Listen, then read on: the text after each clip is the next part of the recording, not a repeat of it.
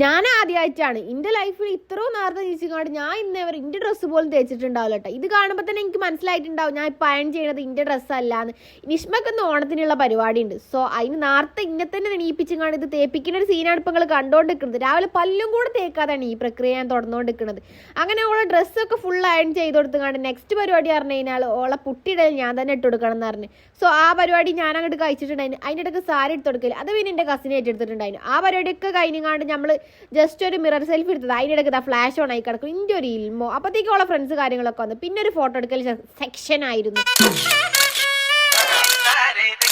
വണ്ടി ചെറുതായിട്ടല്ല ഗൈസ്, വലുതായിട്ട് പണിയാണ്. ഓലാക്കി കൊടുക്കാൻ വേണ്ടി ഇന്നേക്ക് വണ്ടി സേഫ് ലോക്ക് ആയിപ്പോയി. അങ്ങനെ ഇന്നോട് ടാറ്റ ബൈ ബൈ പറഞ്ഞു കണ്ട് ഓല അവിടുന്ന് പോയിട്ടുണ്ടായിരുന്നു. ഓല് പോകുമ്പോൾ എനിക്കും ഇതേപോലെ തന്നെ ഒരു കാലത്ത് പോകാൻ പറ്റിയില്ലല്ലോ, ഇപ്രാവശ്യം പോകാൻ പറ്റണില്ലല്ലോ. എൻ്റെ ഓണം സദ്യ മിസ്സായതിൽ ചെറിയ സങ്കടമൊക്കെ ഉണ്ട്. എന്നാലും സാരല്ല, വന്ന് നോക്കുമ്പോൾ നമ്മളെ വണ്ടി ഇപ്പോഴും സേഫ് മോഡ് തന്നെ. വൈകുന്നേരം ആയപ്പോഴേക്ക് ഓള് വന്ന പോലെ അതേപോലെ ഇനി ഫസ്റ്റ് സാരി എക്സ്പീരിയൻസ് എങ്ങനെ ഉണ്ടായിരുന്നു?